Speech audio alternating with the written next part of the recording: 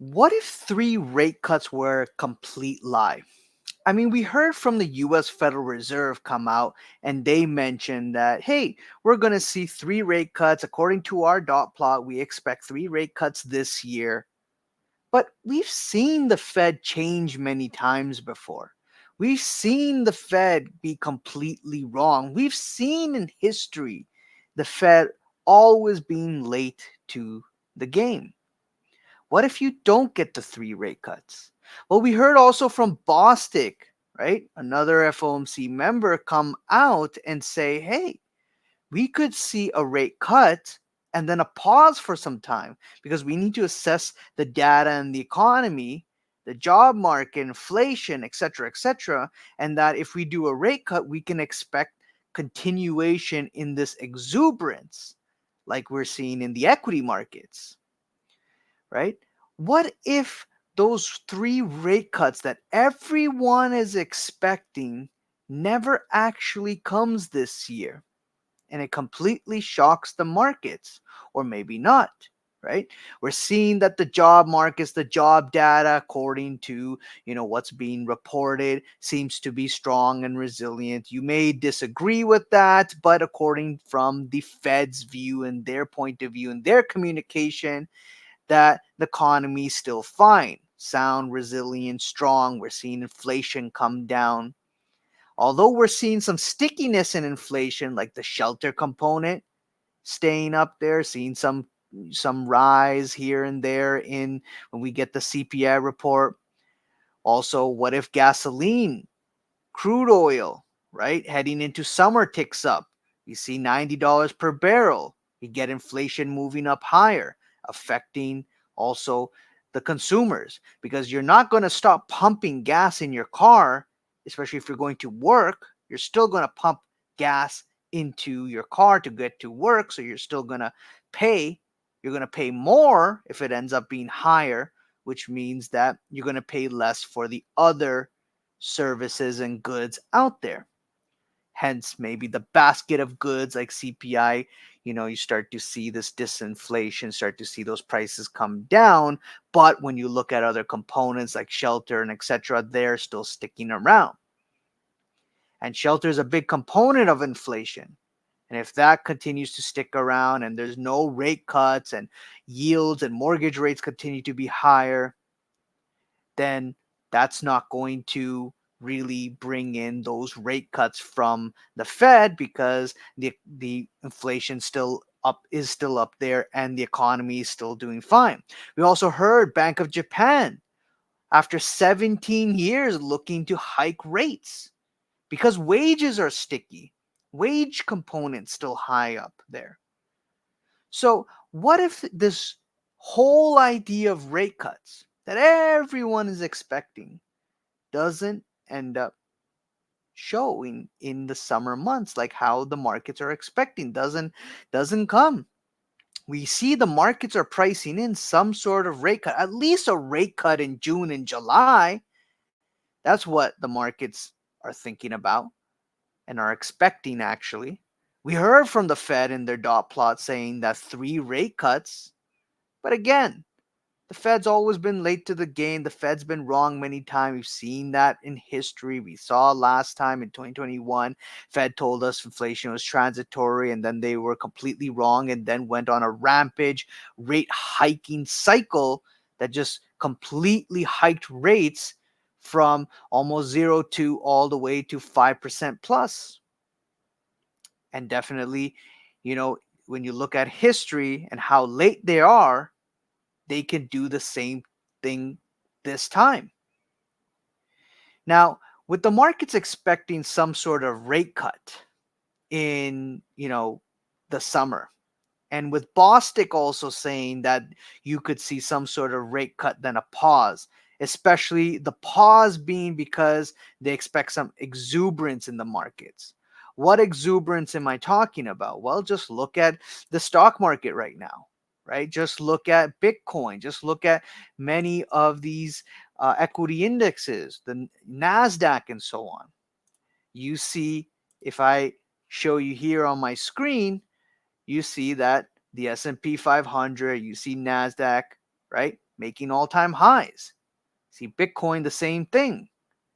So that exuberance, if that also continues to be a theme, especially after a rate cut, why would they do aggressive rate cuts? Why would they cut so aggressively this year if that's going to create that stimulus, that exuberance in prices and exuberance in the markets and people going back to meme stocks and meme coins and etc. Inflation's not coming back down to their 2% target. Wages are sticky. Shelter is sticky. Certain components in the CPI starts to move up. Gasoline moves up, right? Could we see the markets completely turn around if there are no rate cuts this year? Now, I'm not saying that we're not going to get any rate cuts. What I'm saying is it is too early to say no rate cuts are coming. What I'm saying is there's a change in the language of from the Fed, the communication there. And as we are seeing, because we've got the Fed coming out next week, there are no rate cuts coming out next week for sure. We know that. That's already priced in. But if you look at how the markets have been trading, we've been seeing some selling pressure, right? That's been happening before next week, that's when where the Fed will come out and talk about their monetary policy. And it'll be very interesting to see if they push back on the idea of 3 rate cuts. Do they dial it back to 2 rate cuts maybe? Maybe 1 rate cut? Or just keep the language the same and still say, hey, we got to see more data, we got to see more data, and so on and so on and so on. Now, one really important thing I want to show and share with you is not what the Fed's saying, is not what the what ifs that I'm saying, is not what the markets are doing, right?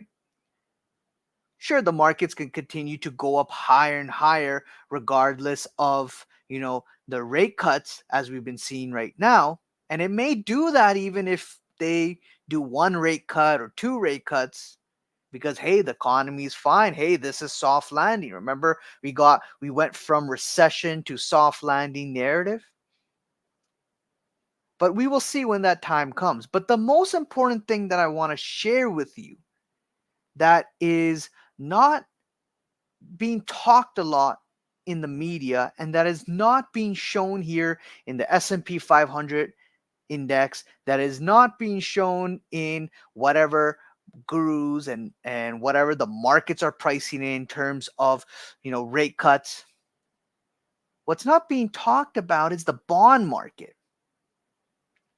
Now we start to see, especially after some data points this week, and again, things can change very quickly.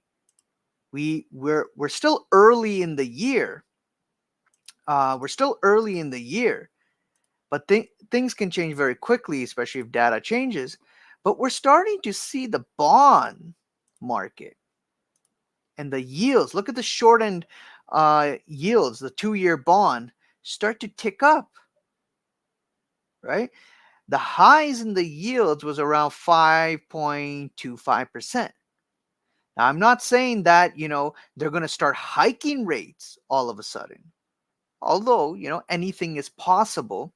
But notice that the bond yields are starting to tick back up, back to February levels, back to levels we saw December of last year. And it's not so far, it's sitting at about 4.725%, but it's not so far from the 5.2%. We're seeing selling in the bond prices, especially ahead of next week's FOMC meeting. We're seeing the selling there where we're seeing the yields move up. Makes you wonder that are we going to see a change in the projections in what the Fed's been saying about 3 rate cuts? Now let's go even further here. Let's look at the bond yields versus the federal funds rate, right? The Fed's funds rate is the yellow line here, which is sitting at 5.33%. So this is the rate that's controlled by the Fed. And then you've got the 3-year bond yields and the 2-year bond yields, right? The treasury yields here. The 3-month is sitting at 5.389%, and the 6-month is sitting at 5.334%, both higher than the federal funds rate. Now, why does this matter? Why does this matter? Well, first of all, we when I started off this video, I said the Fed projects 3 rate cuts this year. And I said the market expects a rate cut in the summer, June, July.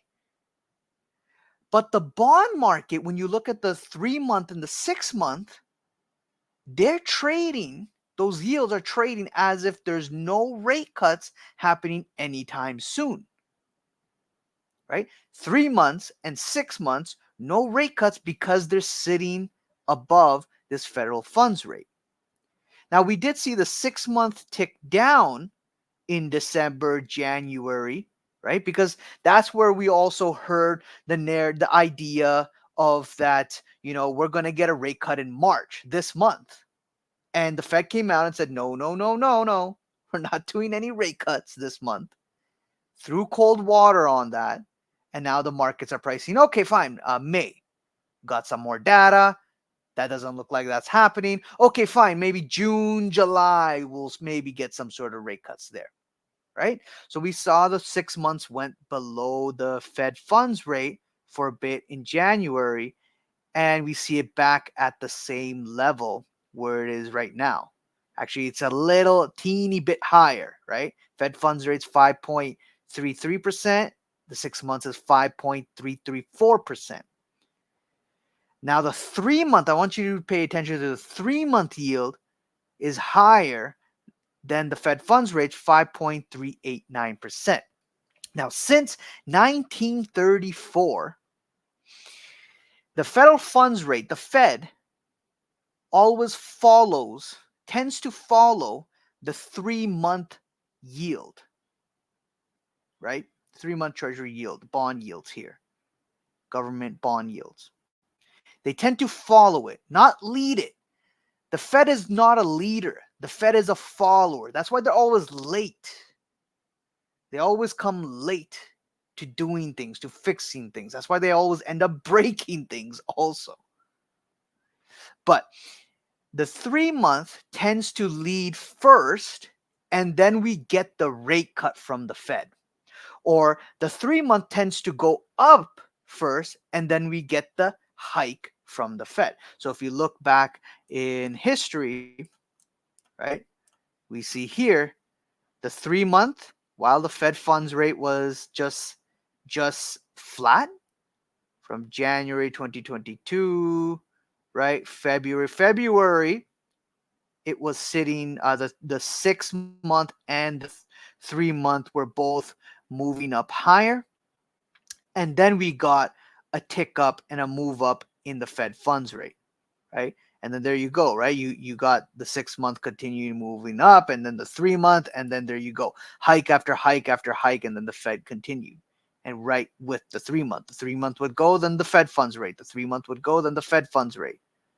Now, what's very interesting in 2023, if you remember in March, we got the regional bank crisis. And that's when you had the 3 and the 6-month go below, for very temporarily below the Fed funds rate, saying that, okay, we're probably going to get some sort of cut soon. But then right away, V-shape, boom, we moved up higher. So it looks like, no, we didn't get that. And now the 3-month is just kind of ranging. Now it's moved down a bit, but still above the Fed funds rate. So what I want to see is if for this yield to start moving down, making moves lower, and then the Fed funds following it. So if we start to see this below the Fed funds rate, and we start to see a very strong trend in that direction, then we can start talking about this rate cut cycle. But right now, nobody knows. And actually, in fact, the bond market is saying we're not looking like we're getting rate cuts anytime soon. And it could trade like this, maybe. Again, it's still too early this year, but it could trade like this for the whole year. It's possible. Or you could get a move down and then just simply one rate cut instead of three. Very possible, especially if the economy still ends up being resilient, if the economy still is in soft landing, if the inflation's still sticky, if the certain components of the CPI rates, CPI components end up moving up higher or they're sticky, right? GDP growth, jobs, if those continue to be fine, why to cut rates?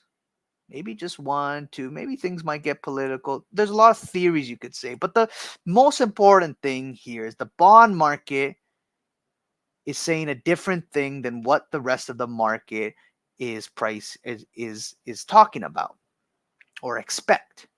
The bond market here, which I would trust more, especially the 3 month yield, is telling me that no rate cuts anytime soon versus the markets expect, yeah, we're going to get rate cuts soon. But the market's been wrong, right? The markets expected a rate cut in March, didn't get that. Expected May, pushed it to June, now July.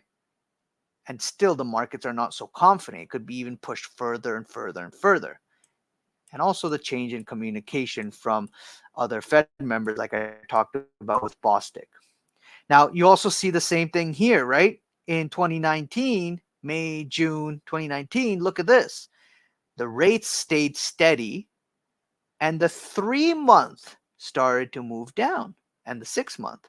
And then finally, you got the rate cut, right? You started to see this move down, and then finally, you got the Fed cutting rates, and then start to move down, Fed start to move down, right? And then COVID happened, massive rate cuts, emergency rate cuts there, right? Same thing here. You have the Fed, the 3 month moving up higher, the Fed following. 3 month moving up higher, Fed following. 3 month higher, Fed following. Let's go back to 2008. Even in 2008, look at this. Fed funds rate stayed flat. The 6 month and 3 month started to move lower, lower, lower, lower, right? Started to move lower after many, many months. The Fed finally decided, and look at this, right? The 3 month really went down here to this level, and you had the Fed finally following it later, right?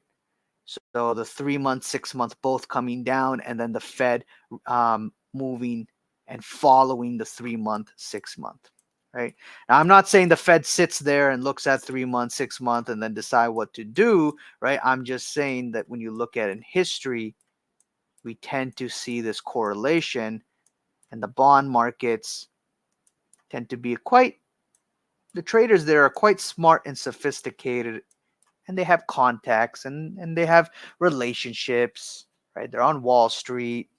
I'm sure many of them have also connections with the Fed and so on. And I'm pretty sure they can see what's coming before many other people out there, right? Before many retail traders, before the equity traders, etc., etc. So the only thing I want to leave off here is that the bond market here is saying something completely different, saying there's no rate cuts coming anytime soon, doesn't look like it, it's above the federal funds rate. Until we start to see this come down lower, then I'll start to believe you or anyone that, yeah, rate cuts are coming. But until then, it's just nobody knows. Maybe it will come, maybe it won't, right? Again, Fed is data dependent. If we start to see data moving up higher, then guess what? We're not going to see that rate cut, right? If the data continues to trade sideways, it's sticky, economy is resilient. Same thing, may not get that rate cut. But if it starts to really deteriorate, things start to get worse off, inflation is really dropping, then watch the 3 month yield, the Treasury 3 month yield. Watch that yield. And that's going to give you your clue signal that, okay, looks like it's probably going to come quite soon.